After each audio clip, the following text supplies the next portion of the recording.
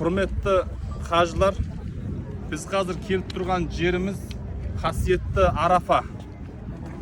Арафа жеріне келдік. Білесіздер, барлықтарымыз ойбай Арафат тауына бардық деп айтамыз.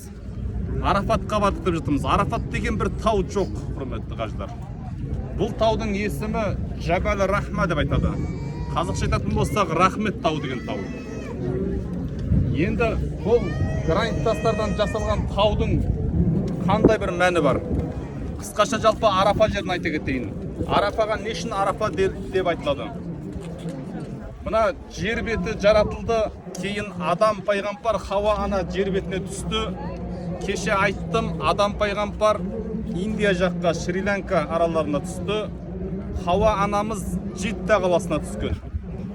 Ортада 200 немесе 300 жылдан кейін бір-бірін тапқан. Бір кітаптарда 200 жыл деп айтады, енді бір кітапта 300 жылдан кейін тапты дейді. Бірақ сол уақытта Адам пайғамбардың бір айтқан дұғасы бар еді. Білесіздер, Құран кәрімде айтады ол: Раббана заламна анфусана ва илам тагфир лана ва тархамна ланакуна минал хасирин деген аят бар еді. Бұл Адам пайғамбардың дұғасы негіз. Ал енді осыны Адам пайғамбар жер бетіне көптеген жерге сәжде қылды. Алладан кешірім сұрады. Соңында Алла тағала Құранда инна аувала байтин уди'a лин-наси лаллази бибакката мубаракатин деп осы Мекке қаласын көрсетті Адам пайғамбарға. Адам ата соншама жерден бір жағы Хауа ананы іздеді, екінші жағынан кешірім сұрады. Мекке қаласына келіп, қасиетті Қағбаны өзі тұрғызды. Тұрғызып болғаннан кейін тауап жасайды. 7 рет тауап жасап болғаннан кейін Жебрел періштенің көмегімен желмен ұшып отырып келіп, дәл осы жерге келген.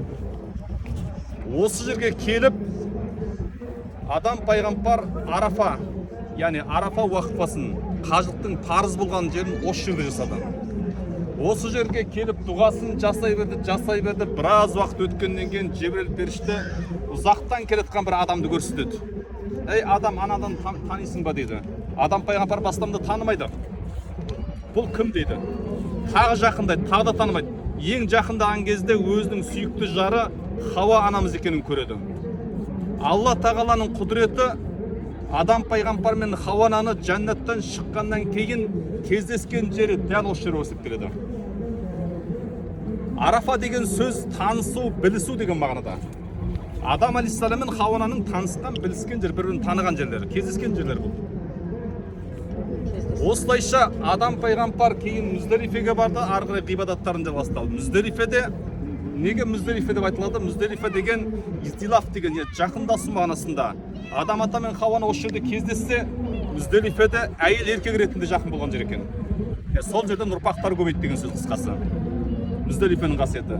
Ал екінші бұл жердің Арафа деп айтылуы Ибрахим пайғамбар, Нұх пайғамбардың жер дүниені су алғаннан кейін екінші Қағбаны тұрғызған кісі Ибрахим пайғамбар, Исмаил пайғамбар, ол екеуі тұрғызған. Ибрахим пайғамбар дәл Адам пайғамбарға үйреткен сияқты Жебрел періште Ибрахим пайғамбарға үйретті. Осы жерге келген кезде хәл Арафта деп айтты. Ей Ибрахим, сен түсіндің ғой деді. Ибрахим пайғамбар да Арафты, я түсіндім деді.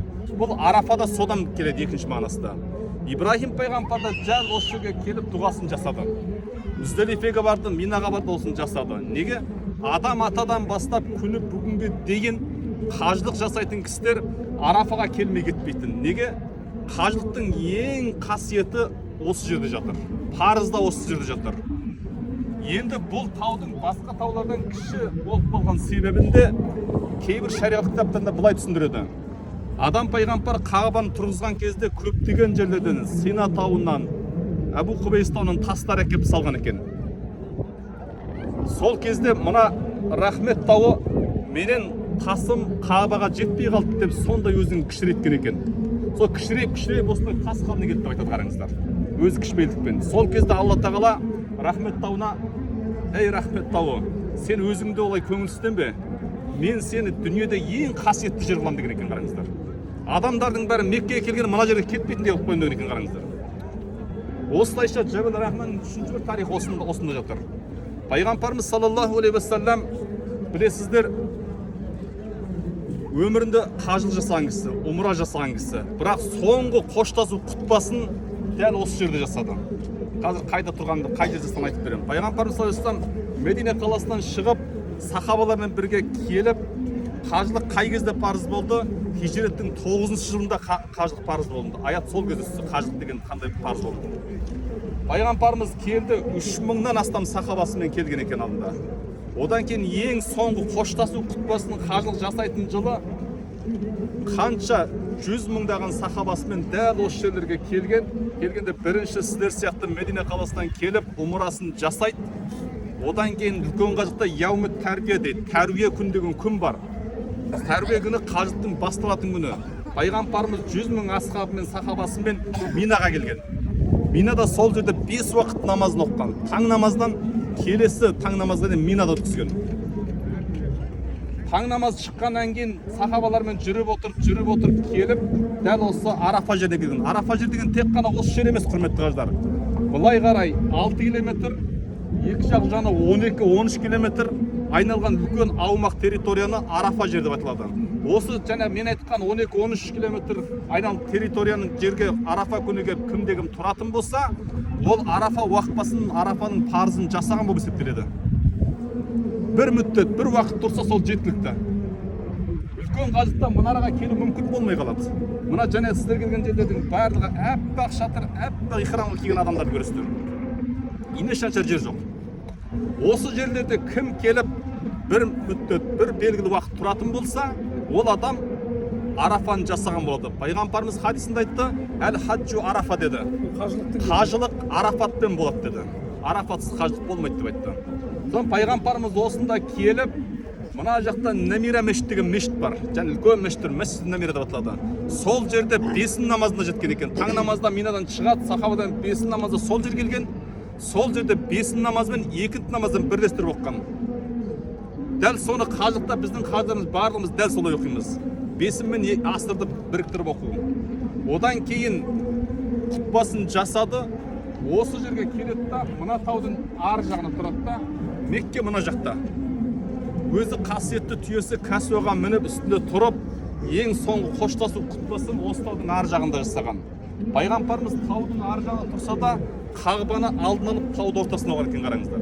Осылай тұрады да, әл-яума әкмәту аля диникум деп басталатын үлкен ұзын құтбасы бар пайғамбарымыздың. Мен бүгін маған жіберілген дінді сендерге толығымен түсіндірдім. Шариғатта не бар болса соның барлығын сіздерге жеткіздім деп Аллахтың елшісі дәл осы жерде сахабалармен бірге құтбасын оқиды. Екінші намазды бітіп ақшамға жақын 120 мың сахабасымен Мүздалифеге барған. Мүздалифеге сол жерде ақшам намазы мен құтпа намазын біріктіріп оқыған. Сол жерде түнейді, қажыларымыз да дәл сол жерде түнейді Мүздалифеде. Таңертең таң намазы оққаннан кейін Мүздалифе уақпасын құтбасын оққан жерден. Одан кейін барып Мина басып өтіріп шайтанға таслақтыру болады. Шайтанға таслақтырып болғаннан кейін Қағбаға барады, қайта келеді, 3 күн бойы шайтанға таслақтырады. Үлкен шайтан, кіші шайтан. Енді шайтанға не үшін таслақтырады? Ол Ибрахим пайғамбардан қалған нәрсе. Ибрахим пайғамбар осы жерлерді жасады. Көздеріне шайтан көрінген. Пайғамбарымыз саллаллаху алейхи ва саллям дәл соны екен осы жерде бүкіл асхабына қажылықты түсіндірген кезде неге Жебірейіл періште айтты? Дәл осы Арафа жеріне келген кезде сенің үмметтеріңнен құл қаққысының сыртындағылардың барлығының күнәсі кешіретін болды деді. Арафаға кім келеді кешіреді деді. Сол кезде мына таудың анау етек жақтарында біраз шайтандар көріп тұрады екен.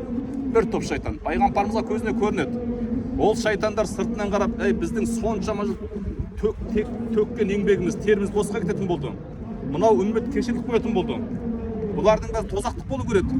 Біздің еңбегіміз қайда кетті деп ана жақтан қарап тұрған.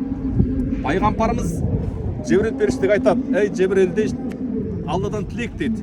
Мүмкін жаңа білінбеген құлқаққылар да кешіріліп кетсе жақсы болар еді дейді. Бірақ Жебірейіл періште дейді, ол қазірше мүмкін емес дейді. Ертеңінде Мүздалифеге барған кезде, сол жерде уақпа жасаған кезде Жебірейіл періште шүйіншілейді, ей Мұхаммед, сенің және үмметіңнің құлқаққысы барлығы кешіріліп кетті дейді. Сол кезде ана шайтандар еріп барады да, сол жерден нені көреді? Өздеріне топырақтарын шашып, біздің төккен еңбегіміз босқа кетті. Мынау үмметі Мұхаммед кешіріп қойды. Біз бос-босына өріп жүрміз, сол жерде шайтан көрінген. Дәл сол шайтан Ибрахим пайғамбарға көрінген кезде Ибрахим пайғамбар қолынан тас алып лақтырады ғой шайтанға. Сол тас лақтыру есінасы, сол сәт, сол оқиға біз қажылық кезінде шайтанға 3 күн бойы тас лақтырамыз. Кіші шайтан бар, ортан шайтан, үлкен шайтан деп жаңағы қараңыздар. Бұл үлкен қажылықта істелетін нәрселер. Ал енді пайғамбарымыз айтады, Арафат жеріне келіп, күнәлар кешірім сұраса, Алла Тағала күнәларын кешіреді екен. Үмметі Мұхаммедтің, пайғамбарымыздың үмметі қандай дұға тілесе осы жерде қабыл болды дейді. Сіздердің келіп тұрған жерлеріңіз ең қасиетті жер. Сол себепті осы жерде қазір баршамыз бір дұға жасап, барлығымыз әмин деп, одан кейін мына тауға шығамдағындарға бір жарты сағат 15 минут уақыт береміз. Енді жастар шығуға болады, ана жақтан баспалдақпен шығып үстіне шығуға болады. Ал кәрі адамдар шықпасаңыздар да болады. Осы жерде отырып дұғаларыңызды жасай берсеңіздер болады. Алла Тағала баршаңыздан разы болсын. Қасиетті Арафа жерінде жасаған дұға тілектеріңізді Аллам қабыл етсін. Ондай болса мен дұға жасайын. Сіздер әмин деп тұрыңыздар. Арамыздан ақсақалдардан атап ата бересіз ба? Береді. Келіңіз.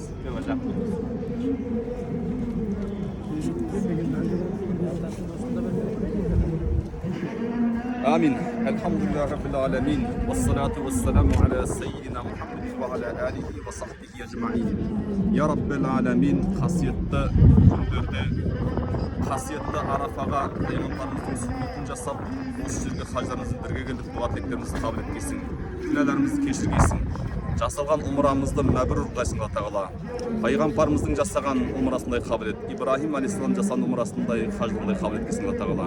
Осы жерден шыққан кезде анамыздан туғандай пәк күйімізде күнәларымыздан кешіріп нәсіп қылсын Алла Тағала. Аллада қалған бақтан сыйластыңыз. Айтыңыз мен ұстап тұрамын. Әуелі Құдай оңдай көр, оң жолыңа бастай көр, Алладан тілектеген мұсылман баласын тең жарылқай көр. Алланың бірлігін бер, пайғамбардың берекетін бер, байдың дәулетін бер. Ауыл аймағымыздан мансақта, туыс туғанымыздан мансақта, ел жұртымыздан мансақта, бала шағамыздан мансақта, мал жанынан мансақта, күллі пәле қазадан сақта, кездей соқ бәледен сақта, дерттер безден сақта, қиямет мақшар күні көр қазабынан сақта, мың бір атты пәледен сақта, жүз бір атты кәтерден сақта, шайтанның азғынан сақта, düşmanın табасынан сақта, денге саулық бер, басқа амандық бер, өлің иман бер Алла. Ey Allah, біліп білмей істеген күнәні кешір, көрініп көміз істеген күнәні кешір, ғибадат құлшылық намазымызды қабыл көр Алла. Allah'ım iman bir, bereket bir, nisap bir, sabrı bir, karşılık bir, jumak bir, cennet bir, davuzlu bir Allah. Ey Allah, o şurada tavaf kuyup durgan buna barlık karşılarının dileğini kabul et. Bilip bilmey isteyen günahsını geçirip, ibadet kulçuklarını kabul edip, осы құлшылықтарын қабыл етіп Алла нәсіп ете көр. Амин. Алла. Амин. Аллаху акбар. Алла Тағала қабыл етсін, дұға тілектеріңізді қабыл етсін. Асықпай не істейсіздер, дұға жасайсыздар. Одан бұрын жаңағы